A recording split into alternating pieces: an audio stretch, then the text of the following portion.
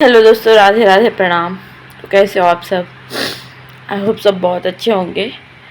But मैं अभी ठीक नहीं हूँ। मैं पता है, यहाँ पर एक फ़ोटो देखिए, देख रहे हो आप? ये मेरी कोई सगी नहीं है, लेकिन ये एक बेटी है। इसके साथ इतना बुरा हुआ है। एक 40 साल का वो दरिंदा 5 साल की ये बेटी के साथ, इस बेटी के साथ रेप करके उसको मार दिया। और अभी अभी नवरात्रि के टाइम पे कन्या पूजन करने गई थी। अपने ही चाचा ने 5-6 साल की उसकी भतीजी के साथ रेप कर दिया और उसको जान से मार दिया। सिगरेट के दाग, उसके सिगरेट से उसके प्राइवेट पार्ट को दाग दिया, पूरे शरीर को नोच दिया। और अभी अभी बिलासपुर के एक 14 साल के लड़के ने, वो भी नाबालिग ही है, 14 साल के लड़के ने 5 साल की किसी अपने पड़ोसी बच्ची को ले जाकर छत में उसके साथ रेप किया। 14 साल के लड़के ने। बताओ, इतने कम एज में उसके माइंड में ये सब आया क्यों, कैसे आया? फिर उसके बाद जब वो चिल्लाने लगी तो ईंट से उसका सिर फोड़ के उसको मार दिया, कुचल दिया। तो ये सारी चीज़ें मैं अभी देख रही थी जस्ट, और मेरा दिमाग ख़राब हो गया। मतलब शर्म आ रही है ऐसे समाज में, ऐसे देश में रहकर।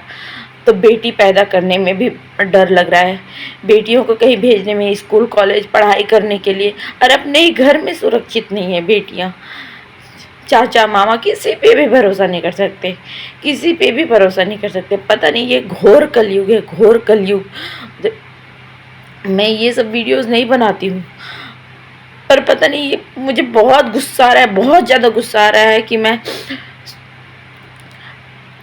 काश मैं कुछ कर पाती, ऐसे लग रहा है मुझे। बहुत ज़्यादा गुस्सा आ रहा है और शर्म आ रही है कि हम लोग ऐसे देश में रहते हैं, ऐसे देश में रहते हैं जो कभी रेपिस्ट लोगों के लिए कोई कड़ा कानून नहीं लाता है। डिजिटल भारत, आज़ादी का अमृत महोत्सव, पता नहीं क्या क्या, कभी बलात्कारियों को सजा देते हुए, सजा मिलता हुआ सुनाई नहीं पड़ता है। बस कैंडल मार्च निकालते हैं, रैलियां निकालते हैं, 4 दिन आंसू बहाते हैं, बस उसके बाद सब खत्म। वो 5 साल की बच्ची का क्या कसूर है? बोलते हैं ना कि लड़कियां छोटे कपड़े पहनते हैं, छोटे कपड़े पहनकर लड़कों को उकसाते हैं, तभी उन लोग को उत्तेजित हो जाते हैं रेप करने के लिए मजबूर। 6 साल 5 साल की बेटियां कौन सा छोटे कपड़े पहनकर जाती है?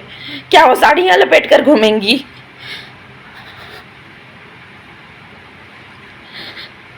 अपनी बेटी जैसे तुम लोग को शर्म नहीं आती है? धिक्कार है उस माँ के ऊपर भी, जिन्होंने ऐसे बच्चों को, ऐसे दरिंदों को जन्म दिया है।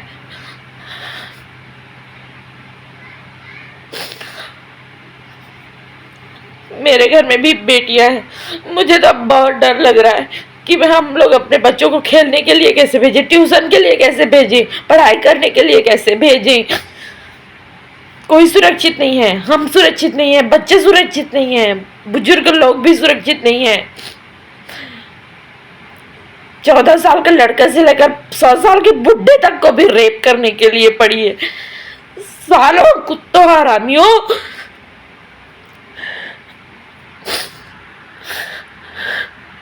बहुत बड़े बड़े कानून, लॉ लागू कर रहे हैं ना। ये वो नरेंद्र मोदी को क्यों नहीं दिखाई दे रहा है? ये सारी चीजें, हर चीज दिखाई दे जाता है उनको, ये सारी चीजें क्यों दिखाई नहीं दे रहा है? डिजिटल भारत बना रहे हैं ना। पहले जिस देश में देवियों, माताओं की पूजा होती है, नवरात्रि में कन्या पूजन होता है,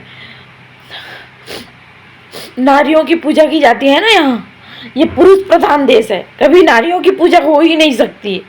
ये सब छलावा दिखावा है सब।